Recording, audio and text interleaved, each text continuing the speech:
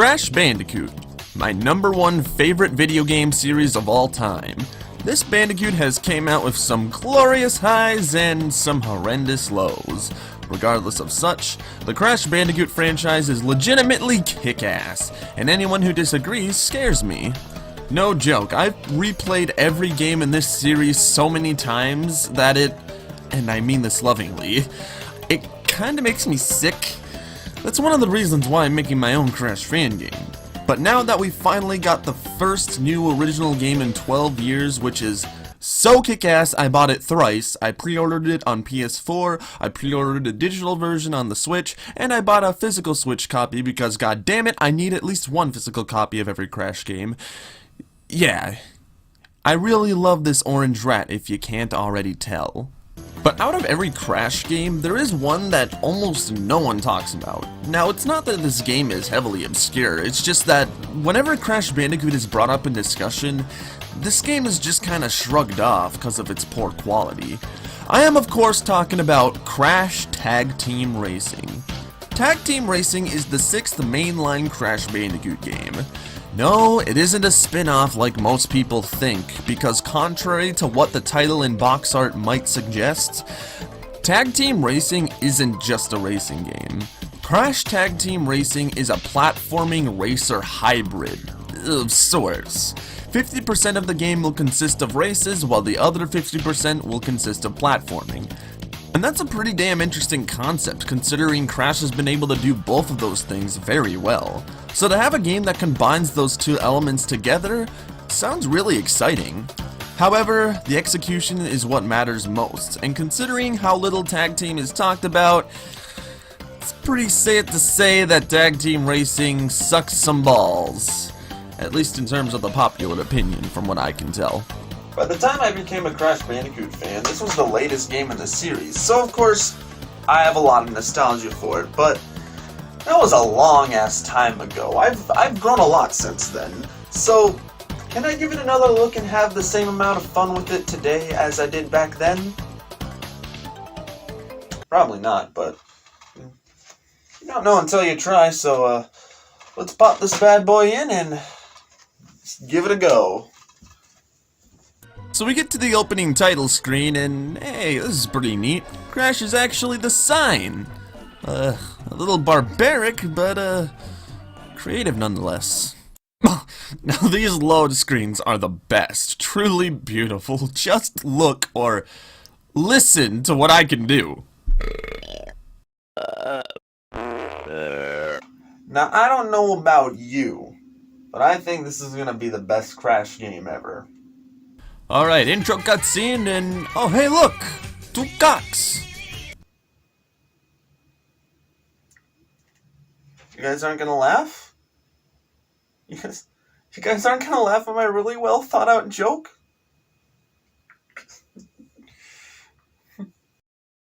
Well, you better fucking start. So Feathers over here tells us about Von Clutch's Motor World, and apparently the power gems that energize the park have been stolen, including the main black power gem that powers Cyber Shrek himself, Von Clutch. Who the fuck is that freak? So we finally here with our lovely marsupials, and I swear if I were to describe this scenario to you out of context, you'd think I'd be talking about a Sonic game. So we see the evil scientist in a cyborg game attempt to kill all of the furries in point-blank range, failing to realize that they have the ultimate weapon. Chicken. Wait, hold on a second. Giant mutant chicken here, and regular-ass chicken here. Rest in peace, consistency. You had died immediately like the angle of my TV. Also, get used to the chicken brutality. Seriously, someone on the dev team clearly had some fucked up history with chicken. I wouldn't be surprised if their last name were Griffin. Alright, so we hop into the game, and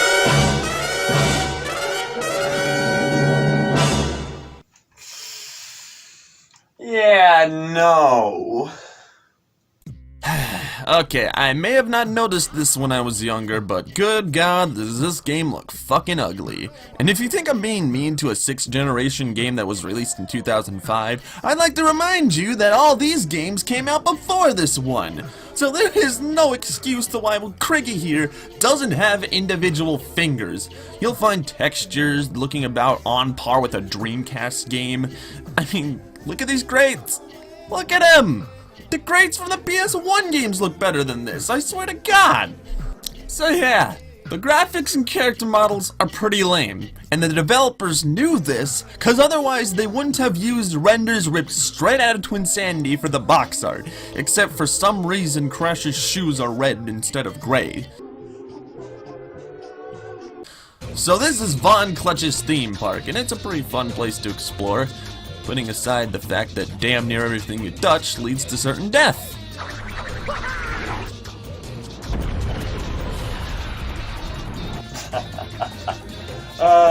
I've always found those diorama scenes amusing.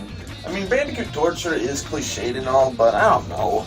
I mean, I get a kick out of torturing the Bandicoot myself from time to time. So the game is structured as such. You need to collect the main power gem hidden in each world, with each gem being locked behind a crystal gate, which will require a set number of crystals to unlock. How you get the crystals can vary from winning races, mini-games, finding them hidden around in the overworld, or buying one from the fuckernauts, I mean park drones. Damn it, Crystal's Wrath. And you do this in every world, lather, rinse, repeat until you beat the game. This structure is completely different from what previous games have offered, but this doesn't have to be a bad thing. What may sound weird in concept may be cool if executed properly. But of course that requires us to talk about the gameplay, so let's get into it. And right off the bat I got complaints. First of all, Crash's controls are, how do I word this properly? Bizarrely unfinished? Basically, the only things Crash can do is double jump, spin, and body slam. No crawl, no crouch, no slide? Crash's jumps feel a little too quick. His double jump feels less like a double jump and more of a way to get more airtime. Also, if you mash the square, X, or B button, depending on your console, you can do the super spin. Forever. And ever. And ever. And ever.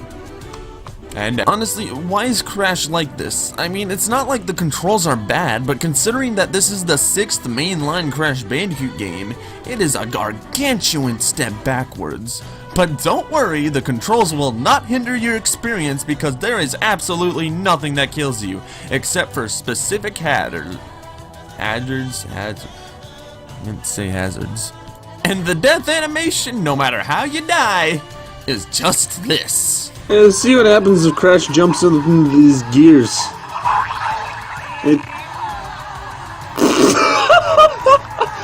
Oh, and enemies? You mean the Teenage Mutant Ninja Penguins who are annoying as hell for the wrong reasons? Yeah, they don't kill you either. They just take a few of your coins. I thought that this game might have Sonic rules. You get hit without a coin and you might die, right? Well, no, they didn't even bother to program that one either. So, like, what the fuck is the point? Also, notice the TNTs, Nitro, and question mark crates? No? Well, that's because they ain't nowhere to be seen. These plain-ass crates are all there is to spin. No, you can't even bounce off of them. And wow, this is really lacking. I would say this makes the game feel unfinished, but it doesn't even feel like that. It feels like they gave up after developing the bare minimum assets needed to call this a Crash Bandicoot game. Like, if I didn't show you footage of Crash spinning into the boxes, you would not think of this as an official Crash game. Okay, well, are the races any good? Kinda? Well, to get this out of the way first, the racing is nowhere near as good as it was in Crash Team Racing. You can't build up speed by jump sliding, items aren't particularly varied, and the main selling point of the game, clashing, is broken as all hell. Driver or gunner, it doesn't fucking matter. Your AI partner is fine-tuned to work perfectly, making each and every race a total cakewalk, even on the hardest difficulty.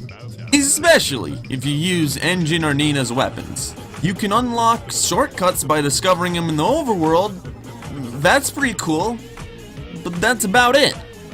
But despite how broken the races are, admittedly there is some fun to be had here.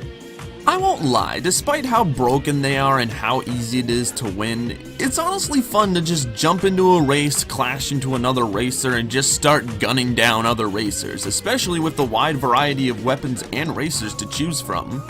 Also, I totally forgot to mention this, but you can unlock alternate costumes for yourself and the other characters, which is pretty damn cool, but merely cosmetic. If you can't tell, I'm a basic bitch, so I just stuck with regular ass Crash. Hey look, a non-mutated cock! Let's not do it.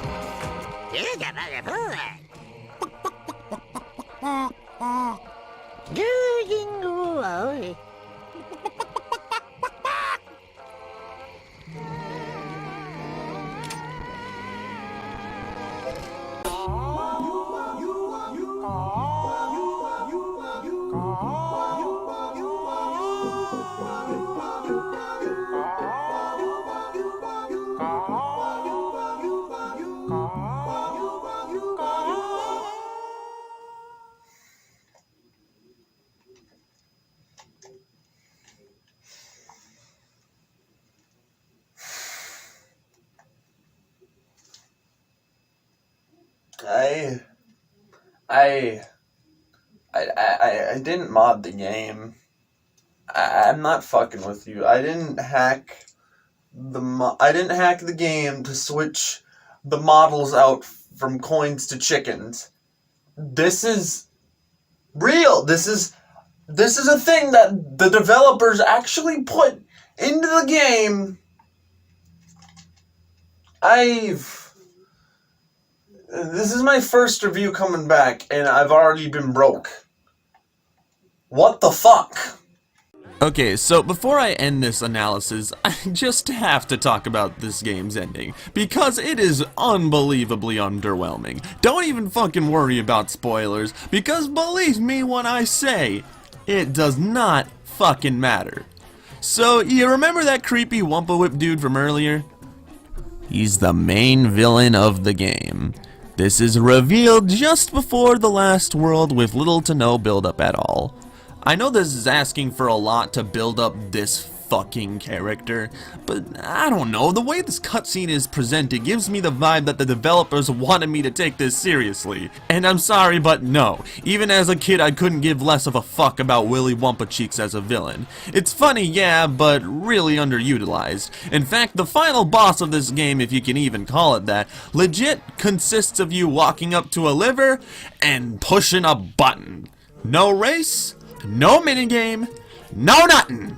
Just a fucking text block telling you to stop the bad guy. Like, what the fuck? This ending is lame as shit. Granted, you do get a pretty badass fight scene between Cortex and the Bandicoots, but that's about it. But yeah, the park is saved. The Bandicoots, despite winning the deed to the park, decide to let Von Clutch keep the park. Crash kills Clutch and flees away before the police arrest him for his crimes. So that's Crash Tag Team Racing. Oh wait, I forgot to talk about the minigames. They exist! So that's Crash Tag Team Racing, and, while it isn't a huge crime against nature, it feels so lacking. Like, the concept alone is legitimately cool, and the way this game is set up is cool, but what the game has to offer is just so...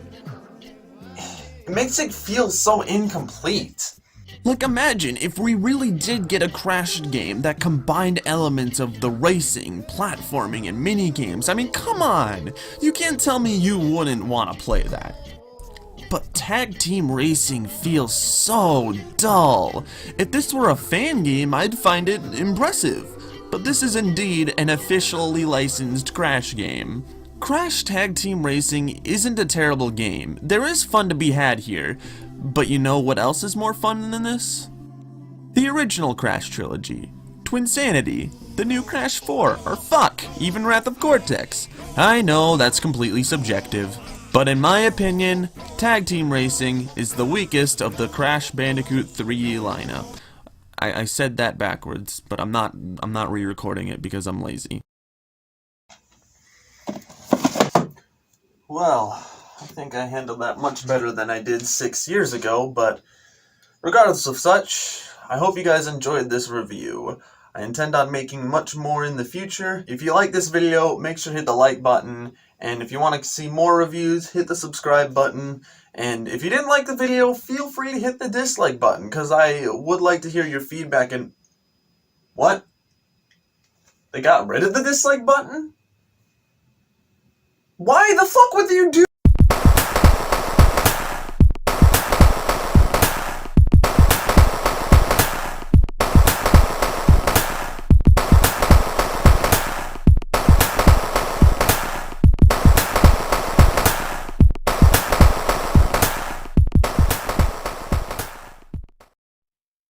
Spyro the Dragon is never really a topic I've covered before on this channel. Aside from a Let's Play I made several years ago that has been long since taken down. But you know what? Why not? I mean, Spyro the Dragon is considered to be the younger brother of Crash Bandicoot, so let's talk about it. In terms of who I like better, I tend to prefer Crash over Spyro. I grew up playing some of the Spyro games, but they never really resonated with me the same level as Crash did. As a result of such, I didn't become a full-on Spyro fan until much later in his life cycle. But around late 2015 and early 2016, I picked myself up the original PS1 Spyro Trilogy, and damn, I kinda feel sad that I didn't get more into these when I was a child. Spyro 1 through 3 are amazing 3D platformers that truly deserve the praise they've gained. However, there was one Spyro game that I specifically avoided, because I heard terrible things about it, and I had already played it once as a child and hated it even back then. That game was Spyro Enter the Dragonfly. The fourth console Spyro game and the first Spyro game to be put onto the PS2. Also the first Spyro game not developed by the original creators, Insomniac. This game, as you may already know, is the definite low point of the franchise. Many people have trashed it to hell and back. Not only that, it just looked really bad to me in general, so I avoided it. Until recently, I decided to look into the development of this game. There's a documentary of the game's development on YouTube, and the documentary states that the reason why Spyro 4 is the heaping pile of shit it is because the developers and publishers had some very extreme creative differences. The lead developers, Check 6, wanted to create a much edgier Spyro game, not like Shadow the Hedgehog edgy, but more akin to the later Harry Potter films, if you catch my drift. While Universal wanted to stick to the more traditional approach of the classic Spyro games. If it ain't broke, don't fix it, essentially. Check 6 and Universal tried so hard to combine both of their visions together to make a proper Spyro title, but it just ended up being a glorified clusterfuck. As a result of these creative differences, the main design document for the game got changed numerous times during the game's development. Oh no, I did not say before the game's development. I said during the game's development, and that was not a mistake. And this caused the main game itself and its overall premise to change multiple times throughout development. Early builds of Enter the Dragonfly were said to be really fun, and were also said to have features that weren't fucking present in the final build. In fact, the early builds compared to the final builds were basically completely different Spyro games, at least according to the developers. And this was due to content being altered and removed entirely, ranging from cut levels to characters, music, and basically everything. That's not even putting into account the fact that the game had to be rushed to make a holiday deadline. Of course, it's one of those games. And this caused a tremendous amount of stress for the developers. This documentary actually contains interviews with some of the developers, and literally every single one of them had almost nothing but distaste for the game's development. Check 6 had a very toxic work environment, so toxic in fact that team members were often tempted to hit each other. In fact, there are leftover developer comments in the game's code, and my god, just read this shit. If this is just a small sample of Check 6's work environment, then it makes me very curious to know what went down behind the scenes. But that stuff was almost 20 years ago, and most of that drama probably doesn't matter anymore. And I'm pretty damn sure that the people involved in Spyro's development want to move on and not think about that shit anymore. Seriously, there is a lot of interesting information in this documentary, and in fact, I highly recommend you give it a watch. It's long, but there's just so much interesting information on there that it is worth the long watch time. But putting the game's development aside, what does the final game have to offer?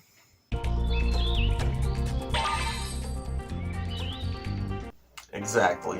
I could end the review right here, but that wouldn't really be fair to the game itself. I feel like there's this really annoying concept people adapt to that if a game is technically broken, then it's automatically bad. But in my opinion, while yes, bugs definitely bring down the quality of the game, that doesn't mean you still can't have fun with it, bugs aside. It really annoys me how people hate on games like Crash Twinsanity just for it generally being easy to break, blatantly ignoring the game's charming qualities. Same can be said for Sonic Adventure 1. I don't particularly like Sonic Adventure 1, but I don't hate it as much as other people do. And I feel that the majority of people only hate Sonic Adventure because of its glitchy nature. Obviously that's not everybody, but it's just annoying to hear somebody say, "Oh, that game sucks because it's a broken mess." Because, come on. You want to play a real broken mess? Play Big Rigs Over the Road Racing. So, I wanted to give Enter the Dragonfly a shot. Plus, I have a ton of games that I consider a guilty pleasure. So, maybe I'll be indifferent to this game. Plus, this game does have its fans, so I want to try to be fair and unbiased as possible. Even though I'll probably fail. So here we go, ladies and gentlemen. Spyro Enter the Dragonfly. Now, I own both versions, but we're not going to be looking at the PS2 version because even though that, as far as I'm aware, the game was primarily developed for the PS2, it runs worse on PS2. So, yeah. GameCube it is. I already have it in. It's loading. It keeps playing the demo over and over again. And Spyro literally keeps failing. I'm not even... Look. He just goes off course. And then it just fades. It happens all the time. This game was rushed, in case you guys didn't know. So the game begins, and what do you know? It's a long loader.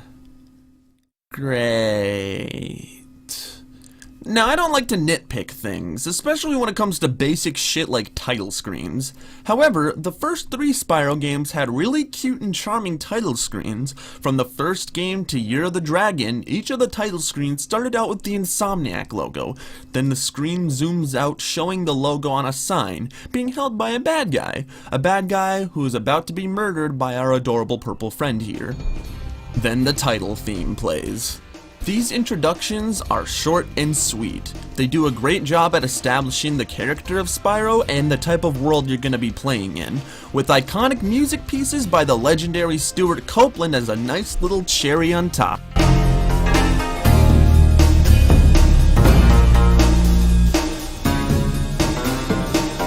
So what does Spyro 4's title screen look like? Well, we already see the developer logos and a generic-ass screen fade out, and then we see a dragonfly playing around about to be captured by a ninja who then gets killed by Spyro. Now, I like the idea of this title screen, but when you compare it to the previous title screens, this one just feels so blatantly rushed. The logos don't appear on a sign, the music is already playing as soon as the scene loads, and the music itself is random as fuck. I mean, the music starts off with this long-ass intro percussion. Then eventually a somewhat decent bass line starts playing.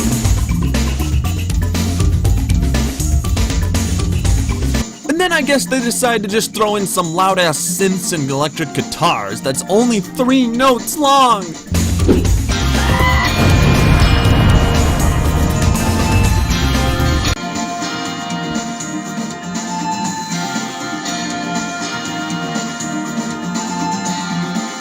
What kind of beat is this?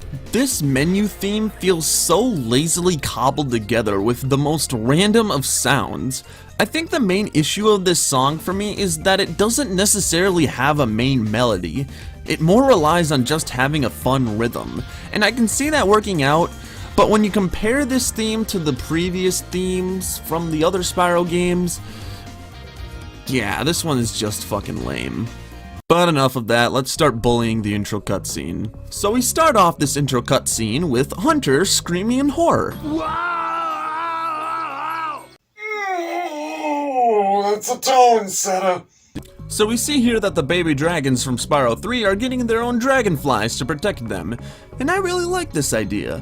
I mean, before this game, we barely, if ever, saw any other dragons that were the same age as Spyro, and we definitely didn't see any other dragons with dragonflies of their own. So seeing this idea come out is some nice world building. But that doesn't excuse the fact that this cutscene looks gross as shit. I mean, boy, these character models are special. Okay, well, Spyro looks pretty good, but Hunter and Bianca look like generic McDonald's bendy toys you'd get out of a Happy Meal. Their bulging spherical eyes looks really, really uncanny. And that's not even putting into account the fact that these animations are really weird. I don't know how to put it. The best way I can put it is that these character moves like they're puppets or animatronics, especially with Spyro. Then we see Ripto show up with his henchmen, and look, I know everyone and their mother has brought this up, but I clearly killed your bitch ass 2 games ago. And before anyone brings it up, yes, I am very aware that Ripto and Nasty Nork's return was teased at the end of Year of the Dragon. But just because we were told that he was coming back doesn't really justify it, and at no point in this story does the game actually explain how Ripto returned. Also, Nasty Nork is nowhere to be seen. Why?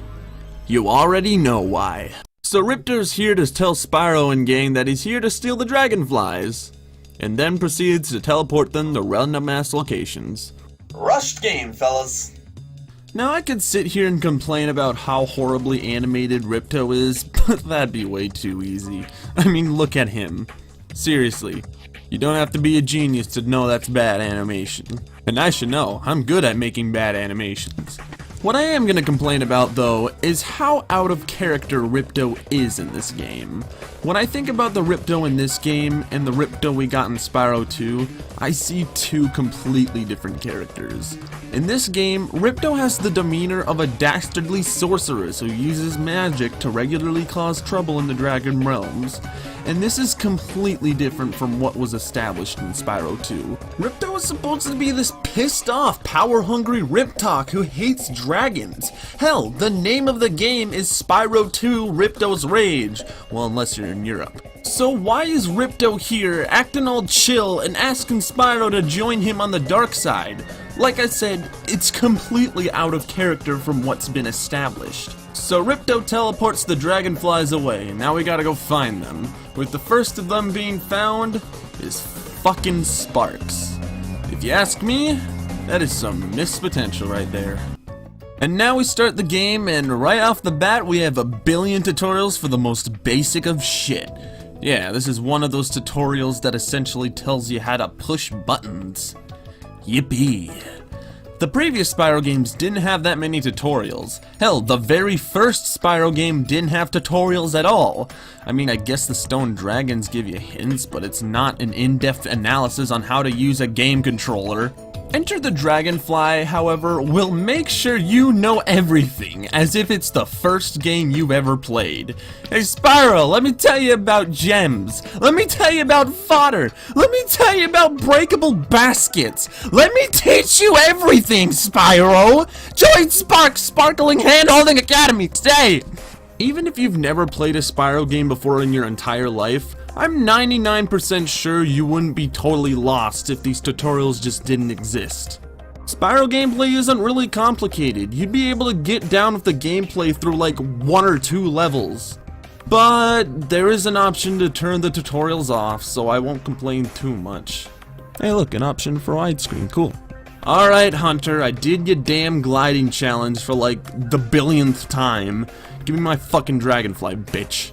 Hey, it's Bubbles!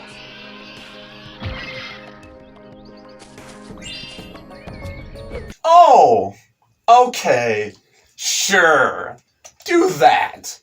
You know what, Hunter? Why don't you teach me how to do that fucking shit? You already taught me how to glide in the last 2 games, so how about you jump out of the box and tell me how you managed to learn how to fucking fly?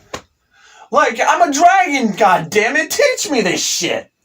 So getting around to actually playing and the controls work, that's for sure. I don't know how to exactly put it, but Spyro doesn't exactly feel like he did in the PS1 games, which I guess is to be expected considering the different developers. However, they clearly tried to replicate it one for one, and while it works, it doesn't really feel satisfying at all. It feels less like I'm controlling him and more like I'm just telling him to go. That way. Go, Spyro, go! I believe in you, buddy. Just keep going. I'll be right behind you. Behind my TV screen. In addition to that, this world or overall game feels lifeless. I mean, the aesthetics look good. It's about on par with the PS1 games. But the assets, specifically the ones where you interact with, like, enemies, gems, and vases, are missing that signature oomph that Spyro games are known for. Nothing has any real impact. Everything feels so half-assed. In addition to the character animations looking uncanny as hell, it feels so lifeless. So we walk up to this crystal dragon motherfucker who gives us the ability to use bubble breath, the ability which allows us to capture dragonflies. You see, the multiple breath abilities are kind of the main highlight of this game. The breath abilities are needed to progress through the game, as the game will have a variety of puzzles throughout the game catered to those abilities, in addition to these gates in the hub that you need specific breaths to unlock. So you'd think for how important these abilities are, they'd have to be unlocked by, I don't know, beating a boss, paying money bags, or anything special, really. But where's the fun in that? Don't you think it's just easier to fucking pick it up in the middle of a random ass spot in the level that is so random that you didn't think it'd be for one of the more important things in the game? Breath abilities themselves aren't particularly fun, to put it lightly. If you ask me, I think having abilities that revolve around elements is honestly the most unoriginal idea you can think of. And yeah, the developers don't really come up with clever ways to use them. You know, if you want to power something up, you use electric. You want to melt some sea salt ice cream, use that fire. Want to be Mr. Freeze? Freeze. You fucking got it, champ. What I'm saying is, these new abilities don't really add much to what's already been established. I mean, in the previous games you had Head Bash, Supercharge, Invincibility, and more. But for Enter the Dragonfly, it's all based around the breath ability, which can be changed with a push of a button. Oh, that's so fun! I mean, yeah, the idea of having multiple breath abilities is a good way to expand Spyro's moveset, but not when it's literally the main selling point for the game. Out of all the breaths I used, my least favorite is the bubble breath. It's the main breath you use for catching dragonflies, and I swear to God it works so inconsistently. Like, I hear people say that you can catch dragonflies by blowing your breath at the absolute tip of Spyro's mouth. But I swear to God, even that doesn't work sometimes. Confounded by the fact that these little bastards like to run away from you, which is not only annoying for the wrong reasons, but is also nonsensical. Like, aren't these fuckers supposed to be on your side? And fuck Bianca's explanation saying they're shy. Do these assholes look shy to you?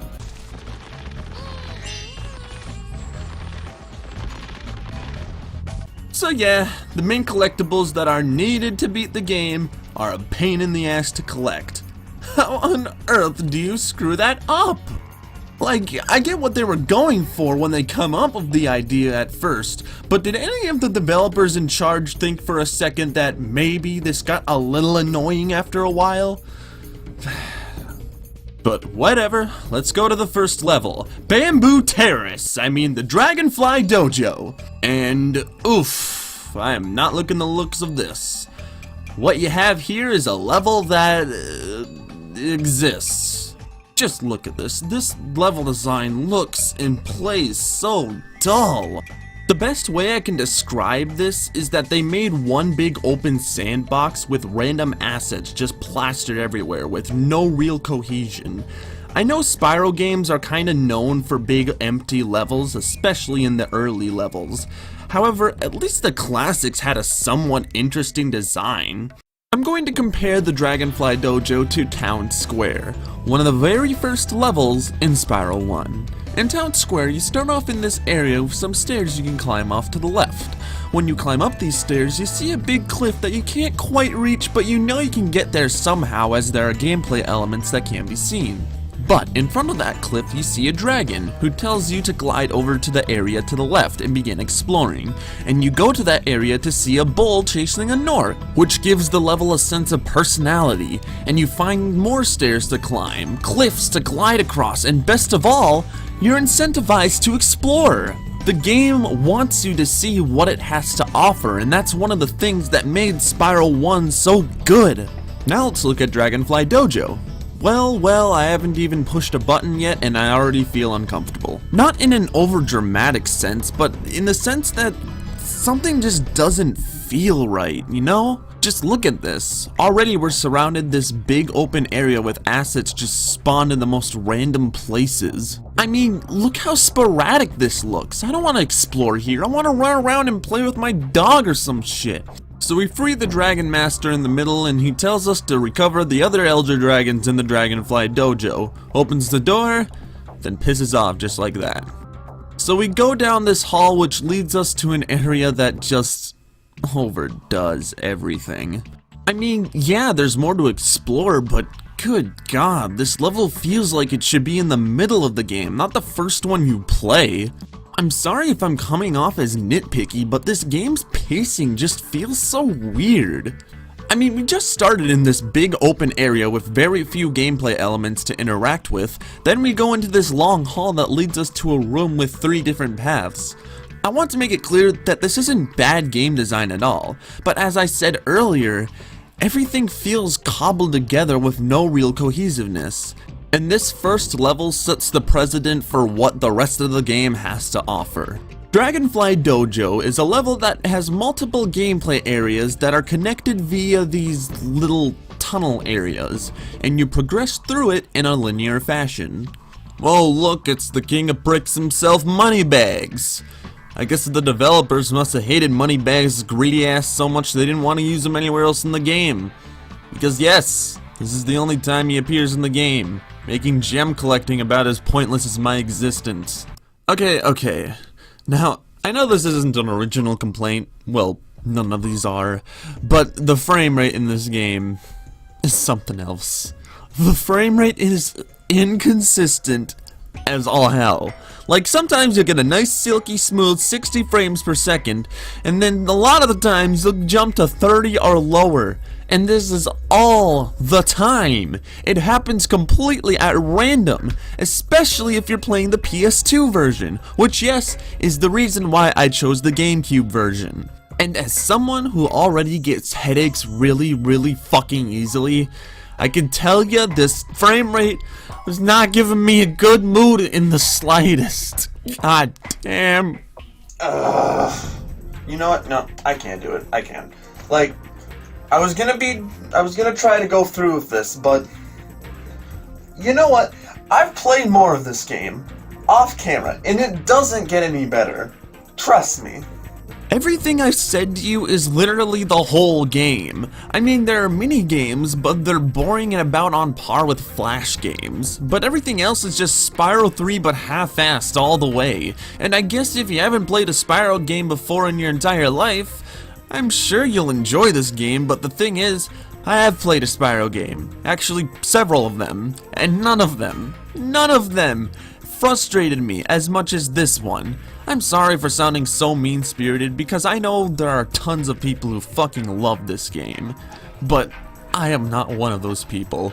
PS2 or GameCube, it doesn't fucking matter. Spyro Enter the Dragonfly, in my opinion, fucking blows. It's really sad, you know. Looking at this game's development made me really interested in wanting to play it.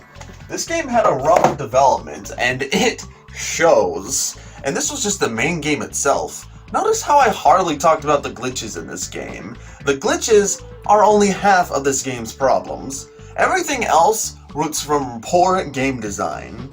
I'm sorry to all the people watching this who likes this game. I know for a fact that for some people, this was their first Spyro game, the same way Wrath of Cortex was my first Crash Bandicoot game. So yeah, I know it's probably annoying to hear someone talk crap about a game you have fond memories of. And I'm sorry, but that's just my opinion. Now, before I end this review, there's a controversial topic regarding Enter the Dragonfly that I want to touch upon, and that is whether or not Enter the Dragonfly should get a remake in the vein of the reignited Trilogy, only with the cut content put back in. And I'm sorry, but I do not think that is a good idea at all. Maybe for Crash Twinsanity, but definitely not this game.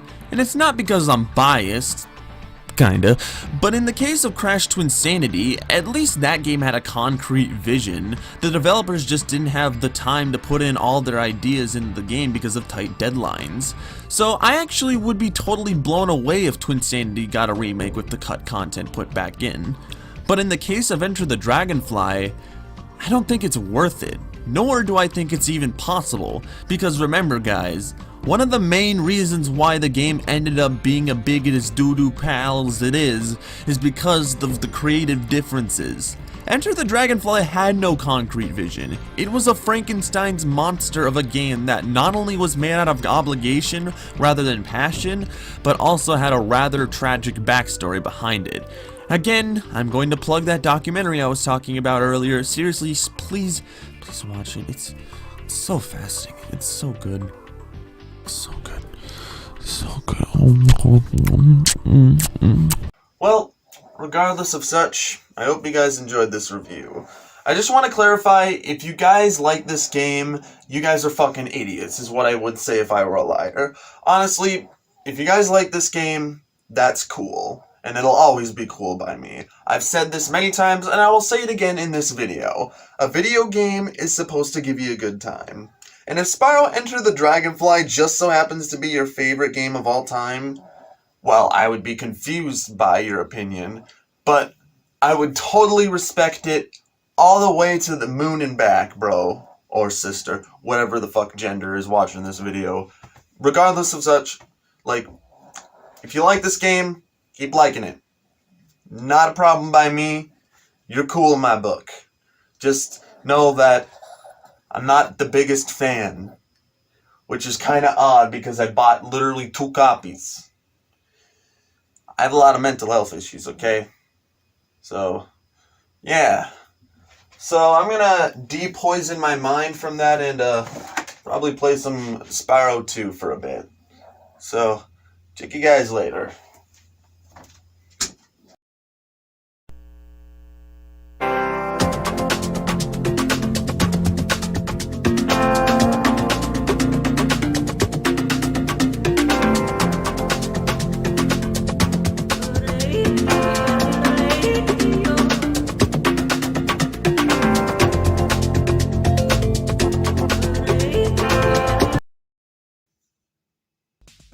Something really sad about life? We're all going to die failing to know the answers to certain questions about life. Like, why did JonTron leave the game, Grunks? Or, why did the girls from 2 Girls 1 Cup make 2 Girls 1 Cup? Like, we'll always wonder till the day we die, failing to accept the reality that we'll never really know the truth about these questions. And one of those questions would be, who on earth were the people asking for an Aqua Teen Hunger Force game? Aqua Teen Hunger Force. This iconic Adult Swim classic began its air in the early 2000s. This show is about 3 mutated fast food items doing... Okay, so Aqua Teen is basically the textbook example of randomness, so quite frankly, the best way I can describe this show is 3 fast food items and their neighbor go deal with random debacles that just so happen to them. I mean, honestly, you can give that type of synopsis with just about any show, but I honestly cannot emphasize how random this show is. It's basically McDonald's with a random number generator. You never know what you're in for every episode you watch. It amazes me how popular this series has become with how simply animated and how random it was. Because in my personal opinion, Aqua Teen Hunger Force is incredibly overrated.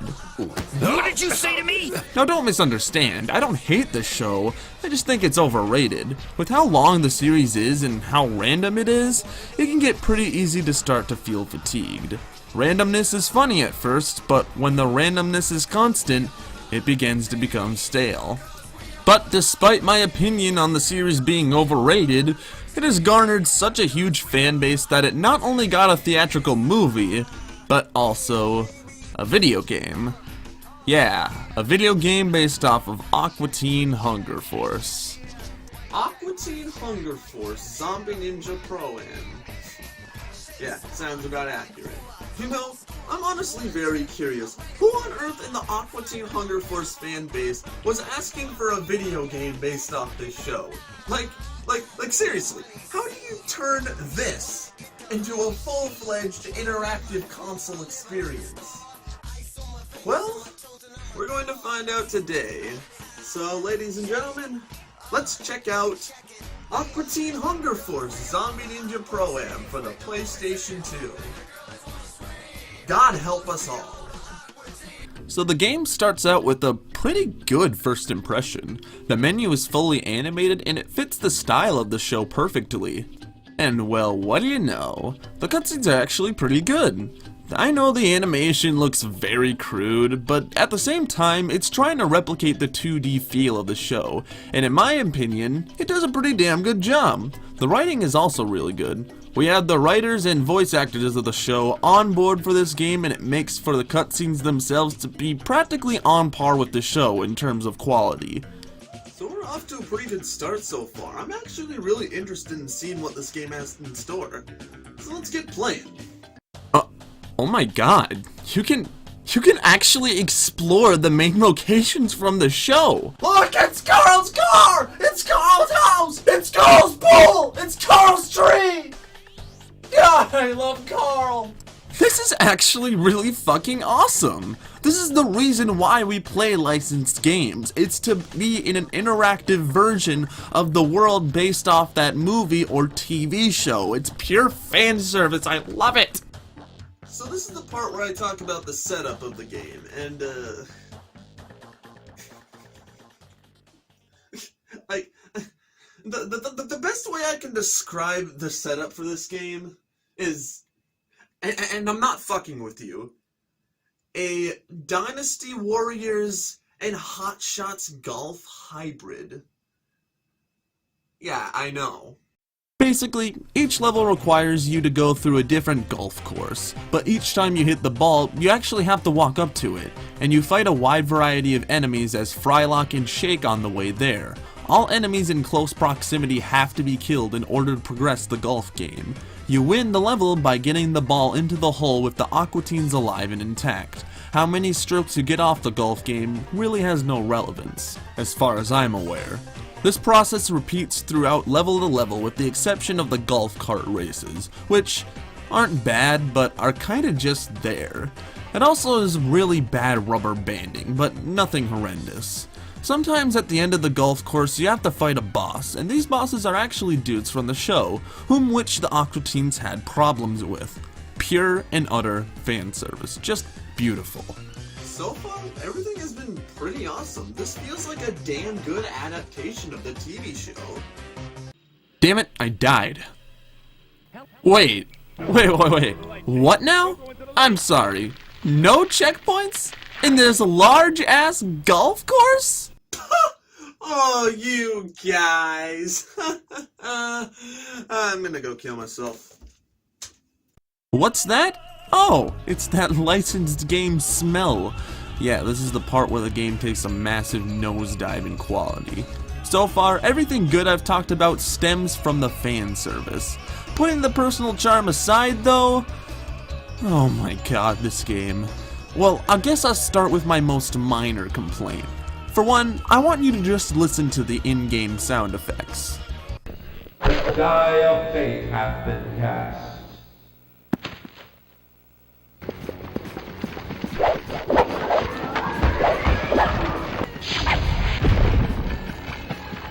Now, if you're like me, you're probably wondering why the fuck the sound effects sound like they're coming out of a Game Boy Advance. And your first assumption may be, well, it's an early PS2 game. And I thought that too. But this game was released in 2007. 2007! 2007! The Xbox 360 and PS3 were already in existence at this time. There is no excuse as to why the sound effects sound this fucking compressed. The fuck? Oh, and remember how I said you got to explore areas from the show? Well, no. Aside from the tutorial level that has a playable version of the Aqua Teen's neighborhood, every other level is just a generic-ass golf course. Do you also remember how I said this game was kinda like Dynasty Warriors? Oh, shoot me. It don't play like it at all. So you can switch between Master Shake and Frylock, with Shake having melee-based combat and Frylock having projectile-based combat. And they're both half-assed. Man, you think Kingdom Hearts is the peak of mashing the X button? My god, you have not played this game. The combat in this game is so dull! Shake has a basic 3-hit combo, and until you get the sword, it's a pain in the ass to fight enemies with him. Frylock uses his laser eyes in the show, which is good fan service, but it's about as useful as it sounds. He does have this Chaos Blast-esque attack that only works sometimes? I don't know. But aside from that, that's really it. There are some power-ups that you can find hidden around the level to spicing things up a bit, but they're all temporary and they're not really much. Frylock and Shake don't move particularly quick. I mean, they have a dismal ground speed, but as far as I'm aware, there is no speed up button, which is kind of a big deal when we're traversing through this barren wasteland. There is nothing in this golf course, only power-ups, occasional collectibles, and enemies. The enemies themselves are pretty cool though, as they're all varied and come from an episode from the show, again, reaching into the land of fan service. But that doesn't really mean much when I'm bored when fighting them. At the end of some courses, you get to fight a boss, each being an antagonist from the show, and they're kinda hit and miss. Some are fun and some are just... no. I did the MCP Pants boss fight without recording, and it made me rage quit. The level itself was long as hell, I didn't know how to land a hit on him, and the developers thought checkpoints were for chumps. I wish I could say more, but this is the entire game. What you're seeing right now is what you get, and it's just a boring ass game. If you aren't golfing, you're going through this boring wasteland of nothingness and mashing X to win on your way to the ball. Aqua Teen Hunger Force Zombie Ninja Pro-Am feels more like a mobile game of all things. It's a good way to kill some time, but it's not a game you play when you want to have fun. I honestly don't know what the fuck I was expecting, considering it's an Aqua Teen Hunger Force game, but I don't know. I thought that maybe there could have been some potential, considering its loyalty to its source material. I'm a fool, I know. The fan service is easily the best part of the entire game. In fact, if I could recommend you anything from this game, it's the cutscenes. They're easily accessible on YouTube, and it's pretty much just an episode of the show, only it's animated in 3D. Aside from that though, this game is just not worth it. I play video games to have a good time, and Aqua Teen Hunger Force Zombie Ninja Pro-Am feels more like a playable advertisement than a video game. In fact, this game actually has 4 episodes of the TV show exclusive to it, which I actually really like. Not a lot of TV show licensed games did that back then. But, yeah, this game sucks, so I'm done with it. Aside from that though, I thank you all for watching. I'm Loaten Reviews. Adios, motherfuckers.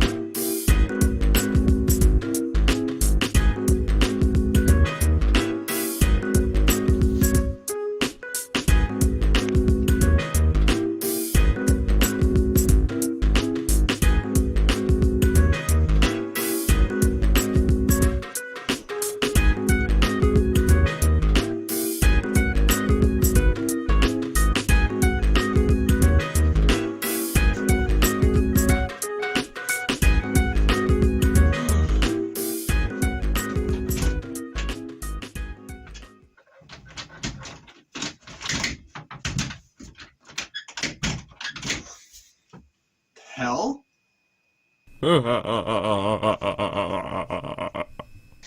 It's been a long time, Loaten. A long time since what? I don't know. Usually that's how antagonists normally do a dramatic entrance. Whatever. What do you want anyway, Dr. Eggman? Haha, I'm glad you asked. I'm here to make you! Wait, did you just call me Dr. Eggman? Yeah, sorry, I got Sonic on the mind. What was your name? I know what it is. It's on the tip of my tongue. You know what? I'm just gonna call you Rick. Yeah, name me after the legendary pickle, why don't you? Anyway, do you know why I am here? Yeah, I'm starting to put shit together. My viewers are here, you suddenly show up, and my door is locked. Is this one of those intro skits people put at the beginning of their reviews where randos like you take something away from me, in which case my freedom, and the only way to get it back is to review a shitty game you give me? Oh, what? No, what are you talking about? I never planned so ridiculously predictable. Just give me the fucking games already. Fine. You got me. Happy? Here. I had to suffer the wrath of this orange furball. And now, you will too. Oh, the Crash Bandicoot Trilogy. I love these games. Now, in order to gain your freedom, you must play through all three— Wait, what did you say? Oh, you're Dr. Cortex. What the f***? I thought you said Crash Bandicoot was your #1 most hated video game franchise. No, I said the exact opposite. I said it was my #1 favorite video game series. Well,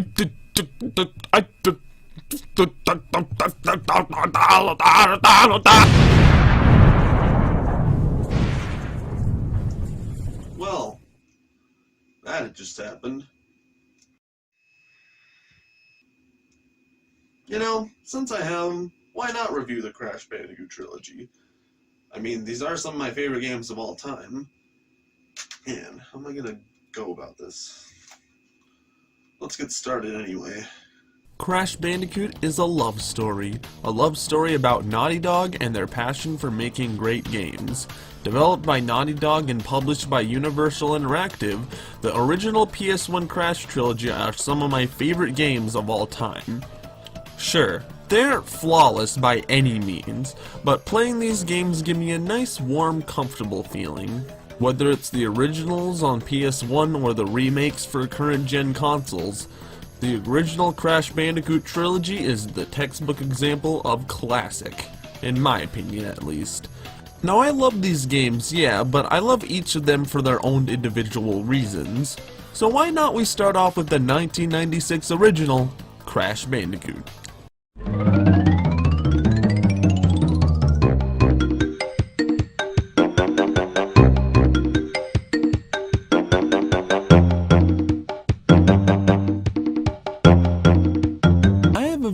Interesting relationship with Crash 1.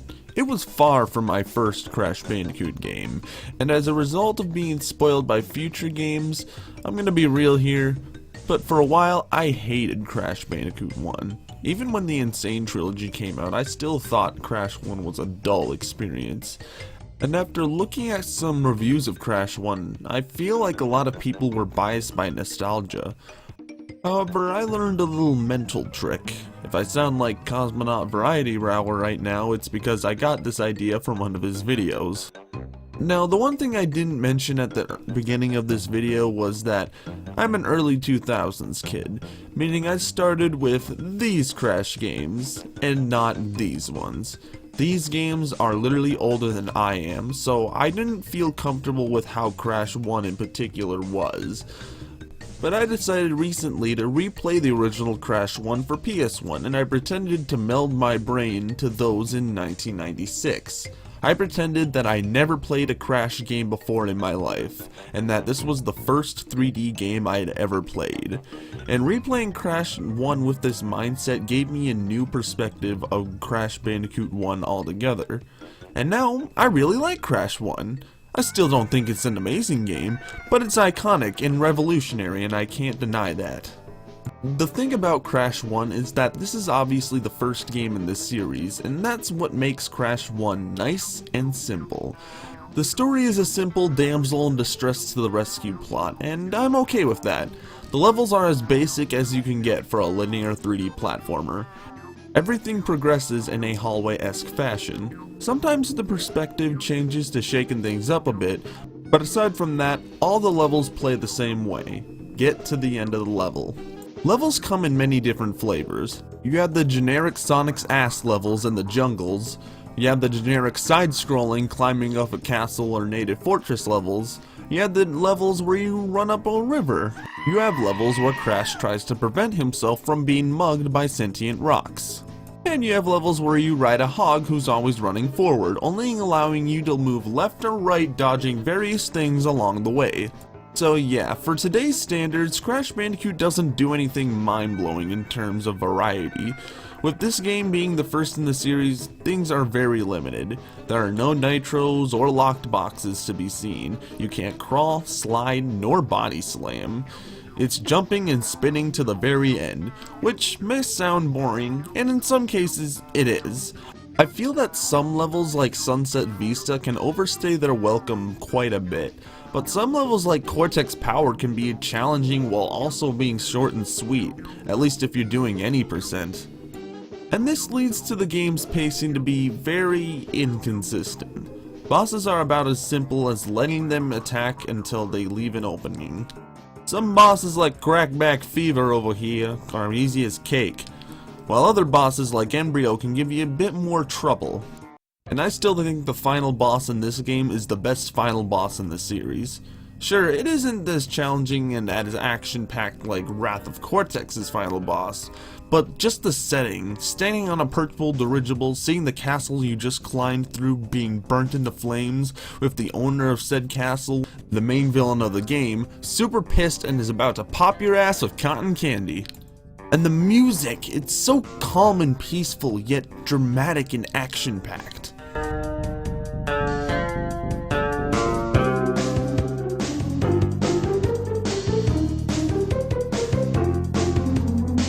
Speaking of music, this game's soundtrack is...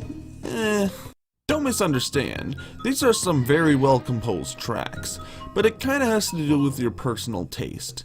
In this game, the music is more percussive and rhythmic based, while the music in the later games tend to be more melodic. I tend to enjoy the soundtrack from the later Crash games, but that doesn't mean this game doesn't have some good beats. I already mentioned the final boss theme, but I also like themes like Toxic Waste and Heavy Machinery. To put it short, this game's soundtrack was very mixed for me. Last subject I want to touch upon regarding Crash 1 is the 100% route. Crash Bandicoot 1 is infamous for having an incredibly unforgiving 100% route. In order to 100% the game, you need to collect all of the gems, and doing this requires you to break all of the boxes in each of the levels without dying. And it's because of this that I have never even attempted to 100% this game. Like, Crash 1 is already hard enough as is. You expect me to break all of the crates and all of the levels all in one life, and when the same system is dependent on you completing bonus rounds? No. You can fuck right off. The Insane Trilogy remake does fix this issue a bit, but the issue still applies to colored gems, which I guess is a reasonable compromise, but still isn't my cup of tea. And to all the people who have 100% of this game, how are you all alive? But that's Crash Bandicoot 1, and it's good. Just good. Not amazing, not mind-blowing, not a life-changing experience, but just an average, good, fun game. However, I think the sequels are much better. Speaking of which...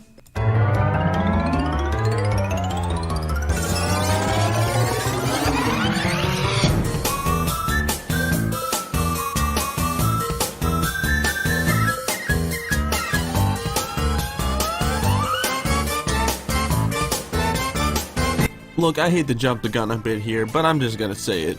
I fucking love this game. It's so good. It is one of my favorite games of all time. Crash 2, in my opinion, is the perfect sequel. Not a perfect game, but a perfect sequel. I call sequels perfect, implying they improve on all aspects of its predecessor, and Crash 2 improves on everything. From the story to the soundtrack, from the graphics to the gameplay. Crash 2 improves all the things Crash 1 did right while fixing its flaws. One improvement right off the bat are Crash's controls. Crash's movement, whether it's on the ground or in the air, is completely precise.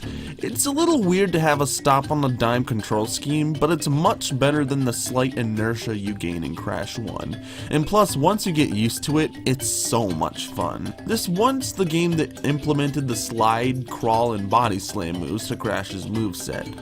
One thing I find particularly enjoyable while playing is slide jumping and slide spinning. They're both really good methods of gaining speed, and once you get really good at the levels, it can be really fun to just dash right through all the levels Donkey Kong Country style.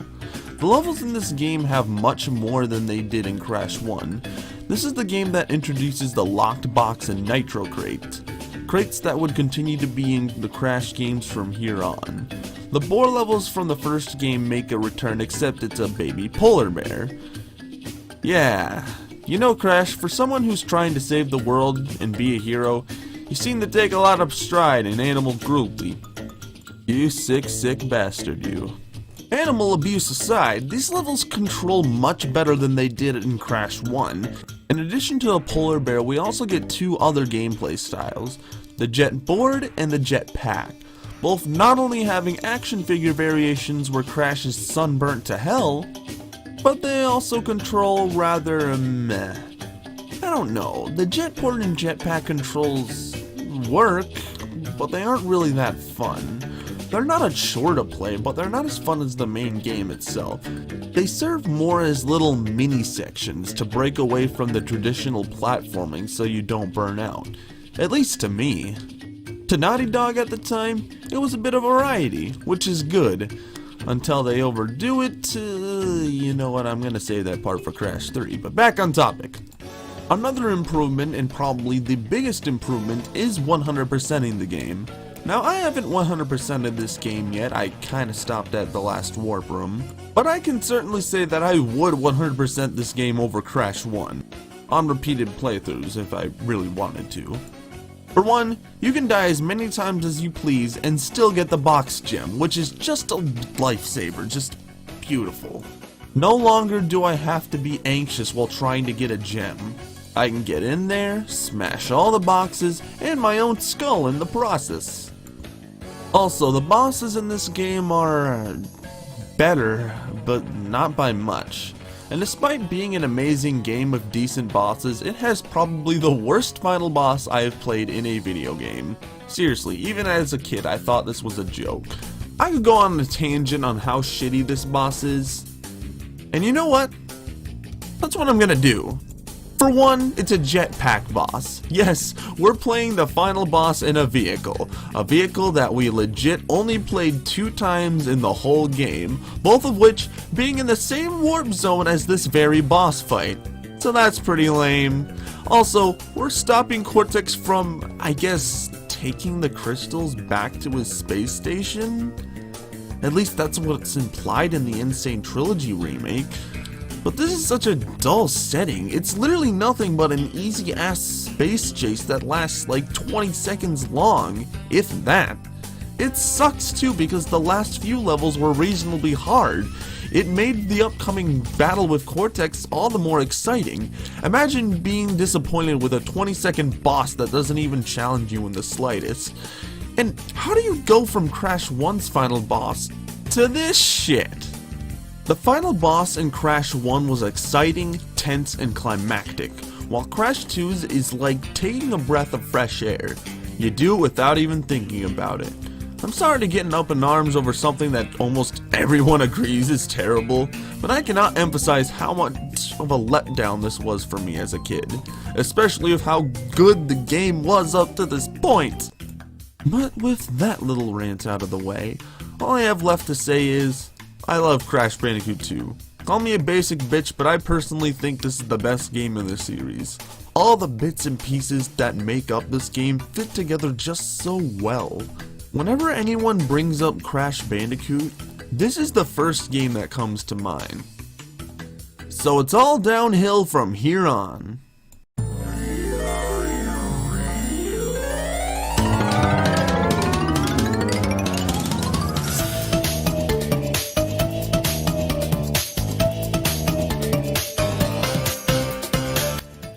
Hello ladies and gentlemen, post-editing Loaten here, and I'm here to bring up a little topic about Crash Warped that I was gonna bring up in the review, but for some reason forgot to write it in the script. I did write it in an earlier revision, but I forgot to write it in this revision, so yeah, idiot, I know. But basically, I think Crash Warped is the first of many games that would start the trend of having unfocused gameplay.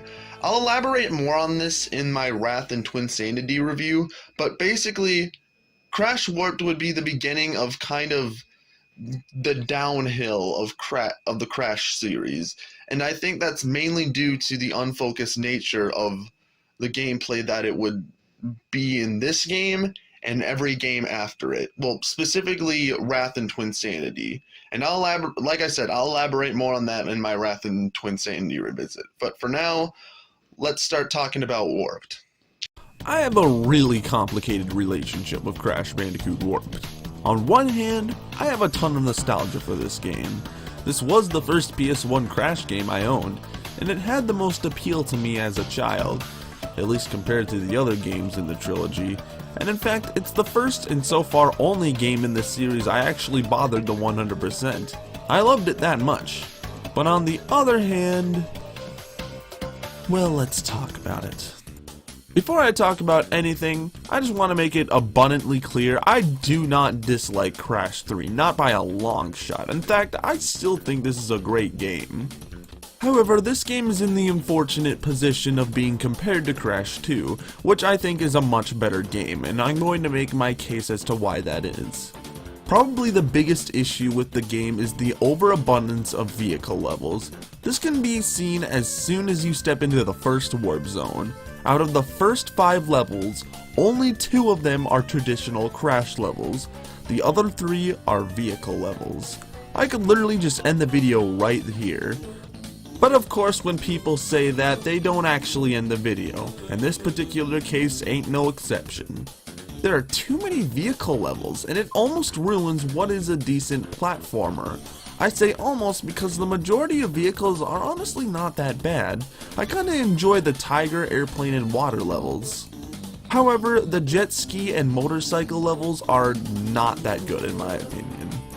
Their flawed and awkward control schemes make it very hard to come back to. Well, what about Crash's levels?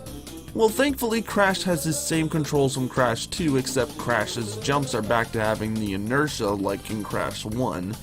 It doesn't bother me too much as the controls are designed well with the levels, but I think it was worth stating because I personally preferred the precision-based platforming controls from Crash 2. Different strokes for different folks, you know? But putting that aside, how are Crash's levels? Well, they're fun solely for the fact that Crash is just fun to control. Aside from that, I don't know, I found the level design to be more shallow compared to the ones in Crash 2. Crash 2's levels felt focused. They always upped the ante with more complicated enemies and level design. Crash 3 doesn't really do that. The only time I felt really challenged was by Tomb Raider and Bug Light. And even then, those levels still kinda felt easy. So far, the impression is not that good. But don't worry, I do have some positive things to say about Crash 3.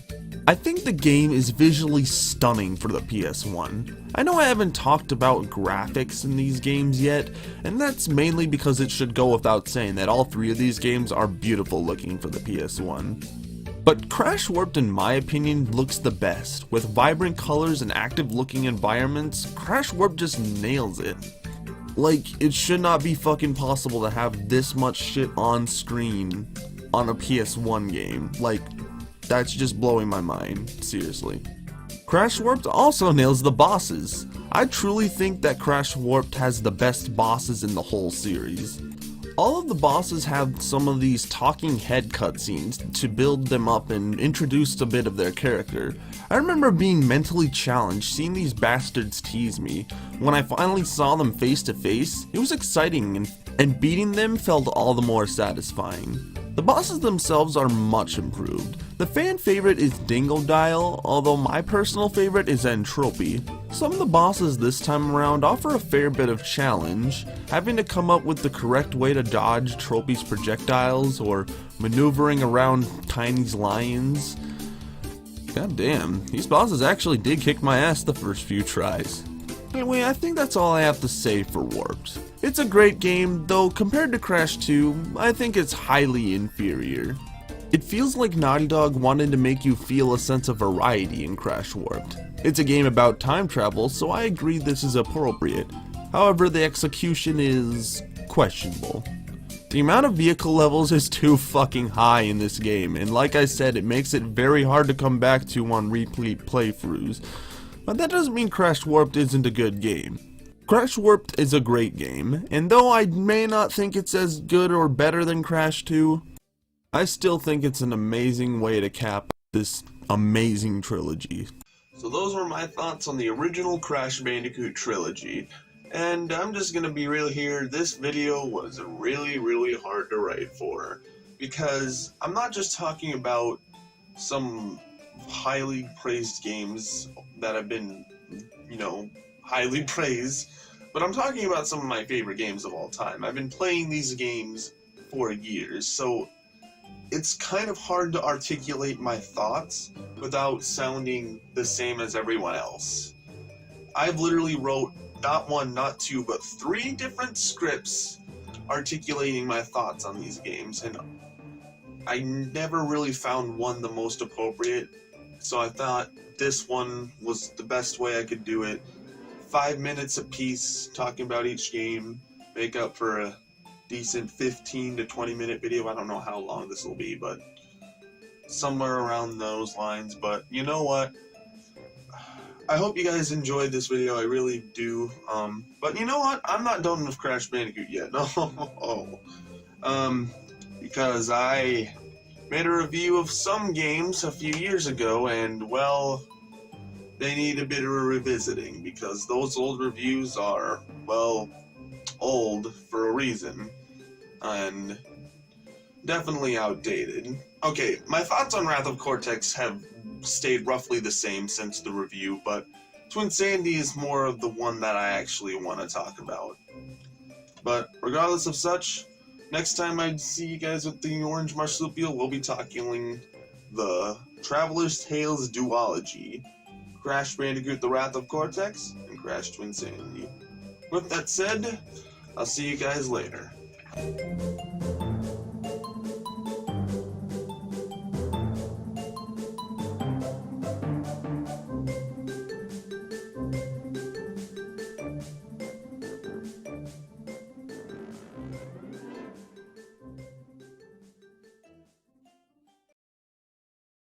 For the past few videos, I've been talking about a bunch of stinky, rotten, smelly games. So this time, I thought it'd be nice to talk about a good game. Not just a good game, but a great game. Now, I own a lot of gaming systems. I have literally over 20 of them, and though I don't exactly have one system I primarily play on, my favorite out of all of them, and the one system that started my collection, was the PS2. I've spent so many hours on this thing. So many hours. In fact, I'm honestly surprised this fucker still works. I got it in 2007 and I still use it to this very day. The PS2 has so many great titles that honestly, if you wanted to get into video games, I'd recommend the PS2 as your first console.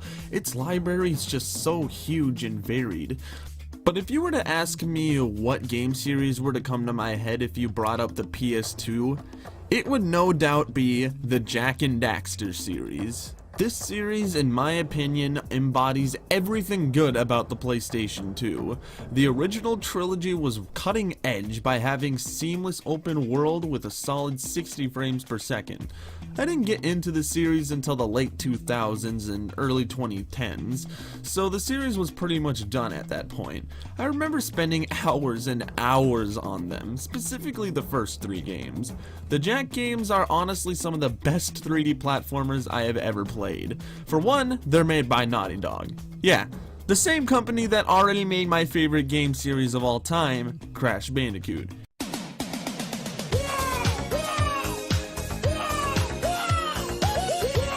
And Naughty Dog is highly known for making cutting-edge titles, so hearing that perked up my ears immediately. Jak 1 specifically, from what I know, was the very first 3D platformer to have a seamless open world. Basically, that means you can play the entire game without seeing a single loading screen. That, on top of the fact that this was Naughty Dog's first time working on PS2 hardware and got it running at 60 frames per second, is just mind-blowing to me. I seriously can't imagine the amount of work that went into the making of this game. But putting the game's ambition aside, how does it play like as a game? What makes it so good, and how exactly does it hold up to today's standards? Well, your curiosity may go on no longer, for I have the first game right here. I don't know where I was going with that, but I digress. Ladies and gentlemen, let's take a look at Jak and Daxter, the Precursor Legacy, or specifically the back of the box, because I don't know how to flip shit properly.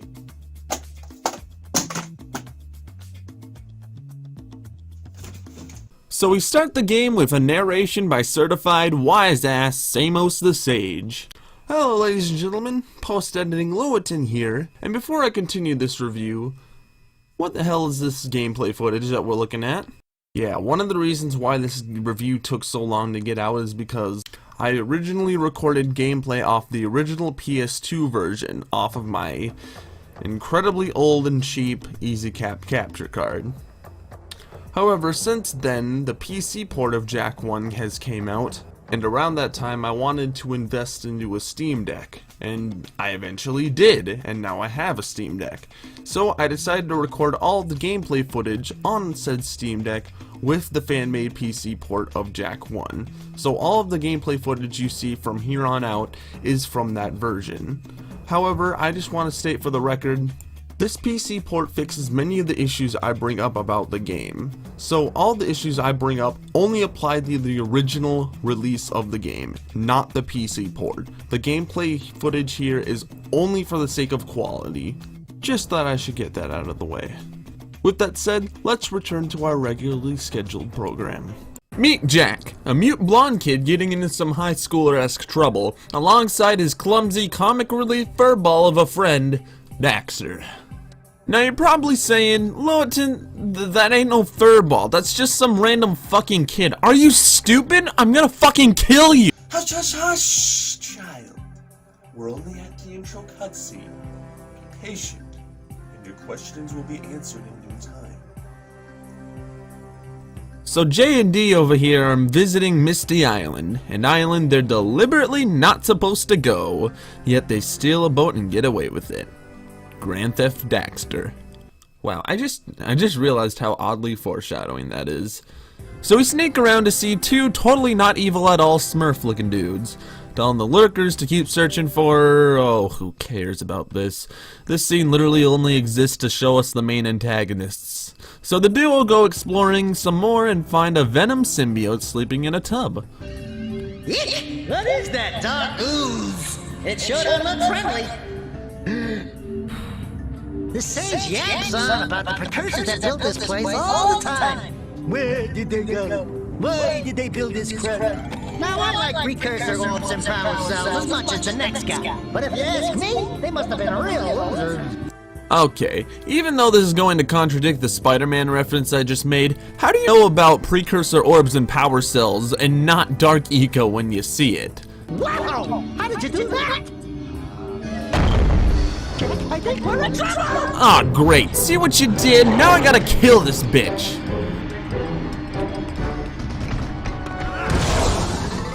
Well, I guess we all know why Daxter's name got dropped in the sequels. Welp, I better make funeral arrangements. Oh, never mind. So Daxter here gets turned into an otter slash weasel hybrid of sorts. They call him an Otzel, that's what it is. And Daxter shares the same reaction I had when I discovered the concept of NFTs. What?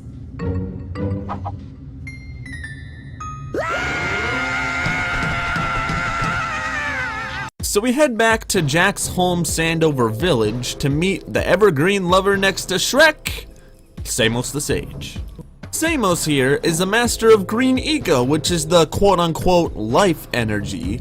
So Daxter asks for his help, but Samos not only refuses, but is straight up like, yo, I can't do this shit, I'm green. You want help, you're gonna need to ask this Gull person, who totally knows his way around things when it comes to dark eco, and totally isn't the main villain of the game. Only problem is, he lives far as fuck away, and the only way to get to him is going through this crater of lava. Or the alternative, you could teleport to them, but that can't be done since the rift gate from the other ends that leads to the Sage's hut are turned off, which totally doesn't concern Samos in the slightest, gotta love that. So Samos' daughter Kira, who is clearly going through puberty, I just happen to be working on such a thing at this very moment. Dear God, is your voice box made out of a rubber ducky or what? I'm sorry to the voice actress, I'm just goofing. Anyway, Kira tells us we can pass through this crater of lava with the use of her anti-gravity zoomer. However, we need to collect a big number of power cells to power up a heat shield for said zoomer. But before we start doing that, tutorial time! Yay! Alright, let's get this dumb shit over with and... wow. This game looks fucking pretty. Just to clarify to everyone in case it weren't obvious from the quality, I'm playing on the original PlayStation 2 version, and this game is just mind-blowing. Like, this is an early PS2 game, and we have this beautiful seamless open world with 60 FPS? Like, what? That's insane! And the developers knew this, and they show off with many high areas you can reach in the game to get a view of the entire world you explore. I know shit like this is kinda basic for today's standards, especially with games like Breath of the Wild. But this was 2001, this was just the beginning of the 6th generation of gaming. You never really saw shit like this back then. So seeing it back then was futuristic. I said back then like twice, that's nice. I still think the game looks great, even today. Sure, there are some things that look a bit dated, like a few of the character models and some of the HUD elements, but for the most part, the game looks really good. So here we are at the tutorial, and hey, this actually isn't that bad. For one, there's an option to turn it off, which is automatically a win in my book. But putting that aside, this is actually a good tutorial? Yeah. This is a good tutorial. You have this entire island to explore. This island is a bit small, but it goes around in a loop for the tutorial's sake, and it's primarily built just for you to fuck around. Samos and Kira give you hints, but rather than holding your hand and telling you how to put buttons on a game controller, they actually give you a brief overview of the game's collectibles and overall mechanics. They don't overwhelm you with stupid nonsense you could have easily found out on your own. No, they give you actual useful information that's important to know while playing the game. That's the way you make a tutorial. After the tutorial, from there on, the world is our oyster. Jak and Daxter is a collectathon 3D platformer. Your main collectibles are power cells, with precursor orbs acting as currency, and scalp flies, which are kinda like red coins or Jinjos. If you've played a collectathon 3D platformer before, you'll know what you're getting yourself into at a basic level. However, as the old saying goes, it's about the journey, not the destination, and Jak and Daxter has some unique elements to pick apart from other collectathons. For one, I love how Jak controls. Jak's moveset is nowhere near as diverse as to say Banjo or Mario, but Jak is a bit more simplified. He can do his basic movements and jumps, but there's a high jump, a rolling long jump, a lunge punch, an uppercut, and a spin move very reminiscent of Crash Bandicoot. And these moves, when combined and used well, can make the game really fun. How about you use the uppercut punch as a quick little jump? How about a spin mid-jump which sorta acts as a triple jump? Or how about a super high jump after a rolling long jump? Confounded by the multiple eco power-ups you get. These power-ups range from super strength, projectiles, speeding up and sucking up any precursor orbs. Seriously, Jak is just fun as fuck to control. And that's really good too, because what you have here is an open world adventure, and this world is awesome. I think the best thing you can do for a game is making the in-game world feel alive, and Jak and Daxter accomplishes this and then some. We have a whole bunch of side quests we can go on, with each character giving us said side quests having their own unique personality. What do you have in the basket? Nothing to talk about. Them monsters patrolling the ocean took a bite out of me fishing rig, and now they're gobbling up me catch. Oh my, what a horribly sick little bird. You don't look so good yourself, lady. Hey! Little furry dude! This game has some damn gorgeous environments. There's calm, sunny beaches, dangerous, luscious jungles, mysterious, foggy islands, an abandoned robot temple, and more.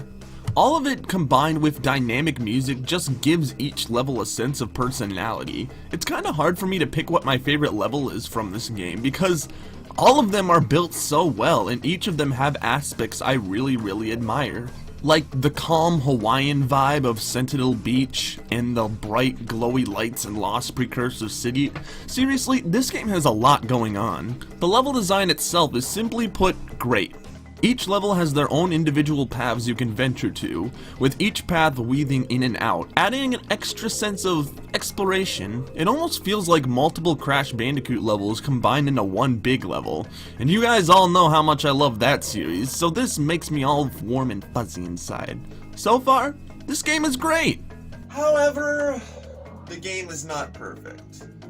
There are some flaws that can be quite nagging. Beginning with the minor complaints are the animations. Now look, I know I am nowhere near as good at animating as anyone at Naughty Dog. However, just because I ain't good at something don't mean I can't criticize it. I've played games for a long time, so I know what makes good animations. And don't get me wrong, I think the animations are good while you play. It's the cutscene animations that are kinda iffy. Now, don't get me wrong, there's a lot of movement and expression, which is good, but it's so over-exaggerated that everyone moves like they're on fucking crack. This never really bothered me until it was brought up by another YouTuber who I can't specifically remember, but once you see it, my god, it's so hard to unsee. Like, guys, we get it. Cocaine smells really good, but you gotta lay off, okay? Luckily, you get clean by the second game. For the most part. One thing that annoyed me while playing this game was trying to unlock Misty Island. Basically, you need to get there using the fisherman's boat, and you need to play this god-awful fishing minigame. Move over, Big the Cat! You got competition! Now, I may be good at this minigame now, but the amount of skill I had to develop just to win this on a constant basis was simply put annoying. Basically, you have to collect 200 pounds of fish without missing 20 or collecting poisonous eels. The problem isn't the minigame itself, it's the fucking way it controls.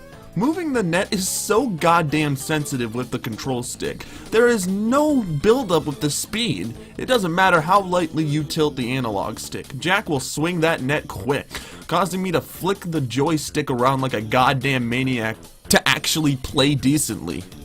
Why exactly do we have to play this? Can't we just steal the damn boat? Nothing stopped you from doing it at the beginning of the game, and you're perfectly fine stealing vehicles in future games, so what the fuck is your deal, Jak? Another annoying thing is the zoomer. I'm sorry, but this thing controls like shit. Trying to maneuver this thing while moving at top speed is challenging, but not in a fun way at all. You move way too fast to dodge things consistently. guess this is how Sonic haters feel towards Sonic games. And now you're probably saying, just slow down a little bit, sheesh. And that works for the Lost Precursor Basin and that one area in Misty Island. However, there are other levels in the game that give you limitations that kind of require you to move at a quick pace, such as a heat shield that only protects you for a limited time, and can only be cooled down with these water balloon things. Or having to race these lurkers around these barrels that are one-hit kills. And look, I get what they were going for. They wanted to do a risk versus reward type shtick, but I honestly don't like the execution. If the controls and overall physics were tweaked to have a more satisfying feel, then maybe I'd be a bit easier on it, but yeah, it sucks. Aside from that though, I don't really have any major flaws about the game. The game is really well made, and it's extremely fun to play through on the first run and on repeat playthroughs. Well, there is one issue that I have, and it's not really objective, it's kind of a personal issue. Jak and Daxter is really short and really easy, for the most part. In fact, my very first playthrough of this game only lasted 4 days long, and that was just to get the basic any % ending. Not counting the 3 main hub areas and the big final level at the end of the game really only has 8 full levels. It is kind of a bummer to have the game end so abruptly. However, this could be a result of a strict development cycle. I'm not saying Jak 1 was rushed, but I can tell that this game was pretty damn ambitious. Looking at some early behind the scenes developer content, it seemed like they were going to make the game much bigger, and there's even a cutscene that gives the main villains some more screen time. But considering the developers had to spend time working on more important things like the engine and optimizing it for a next-gen system, it's kinda no surprise that the game is as short as it is.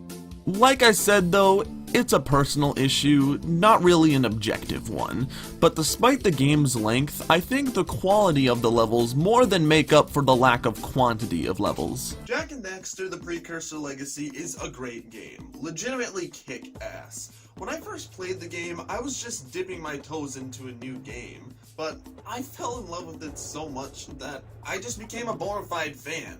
So, yeah, I highly recommend you pick up a copy of this game.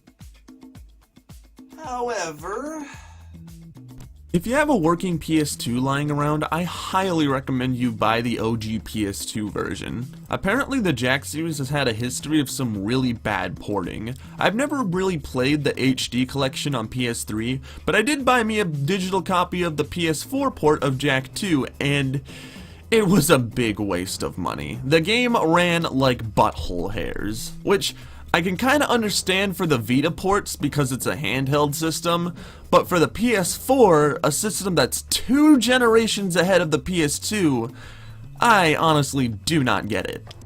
It leads me to believe that Sony wants to bank on these games regardless of how well they play. Regardless of such, I'm very aware that not everyone has a PS2 considering how old it is. So if you have to get the PS4 version, go for it. well, I think that's all I have to say about Jak and Daxter. One day I'll take a look at Jak 2, but it can wait. Oh, it can wait. But yeah. And hey, look at that. We hit 600 subscribers. I know that's not a huge number, but you know, for a small creator like myself, that kinda is a big deal. And you know what, I really want to kinda get into the grind to make YouTube videos on a consistent basis again. And like, you know, I want to try to rebuild a fan base and whatnot. Kind of get to the point where I actually have people commenting on my videos constantly. And, you know, that's what I like. I really like hearing you guys' feedback. And, you know, if you guys like seeing my reviews and you want to see more of them, please, like, show some interaction. Like, I would really love that. I don't care if, like, if you subscribe, you subscribe. That's fine. But, like, the thing I like the most is just hearing your guys' feedback and, you know, what works and what doesn't work. Like, even if you have to tell me that my video is, like, the worst thing on the face of the earth, like, just, even saying that, just, like, Yeah, even though it'll hurt my feelings, it will. I won't lie. You know, it's feedback nonetheless. Like, I appreciate it. I just want to improve as a creator and grow as a creator. So, with all of that said, thank you all for 600 subs, and I'm going to get moving on to my next review. So, peace out.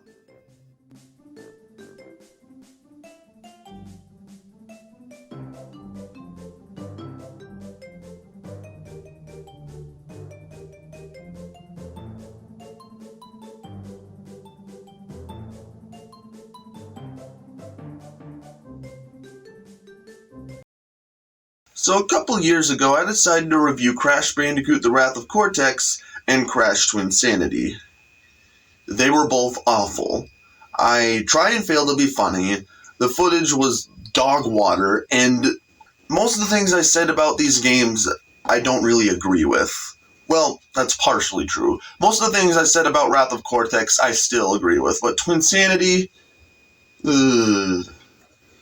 well, let's just get into it. But first, a little history lesson. So Universal Interactive, the original company that published the Crash Bandicoot games, were not very good publishers at all. They were supposedly very hard to work with, which resulted in Naughty Dog cutting ties with them. And while this may have been for the better for Naughty Dog, for Crash, it was very different. Because Universal owns the Crash Bandicoot license, so if Naughty Dog was leaving Universal, it meant leaving Crash behind as well. Not that it was a bad thing. We got the Jak and Daxter series, which was amazing. But as for Crash, well, we got Crash Bash from Eurocom, which was, well, we'll talk about that another day. But eventually, Crash ended up in the hands of Traveler's Tales, and this led to the creation of Crash Bandicoot: The Wrath of Cortex, developed by Traveler's Tales Knutsford, and Crash Twinsanity, developed by Traveler's Tales Oxford. And while Traveler's Tales was honored to have the Crash series in their hands, they had to deal with Universal Interactive, which, as I stated earlier, weren't very good to work with. And it's ultimately because of this that Wrath of Cortex and Twinsanity are the way they are. So, let's get started with the first Crash Bandicoot game I ever played, The Wrath of Cortex.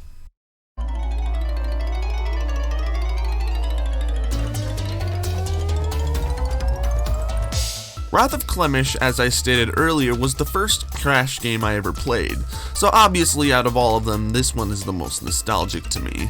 I still remember being super fascinated with the box art, seeing this orange fox looking motherfucker in the mech suit, some angry man on television, and this suspicious yet intimidating looking silhouette gave me this cartoony Star Wars-esque feeling. I just get instant nostalgia looking at this. I also just recently rebought this game for the third time on GameCube for no reason, which means yes, I own every version of this game, and of the 3 ports, the Xbox is definitely the best in my opinion.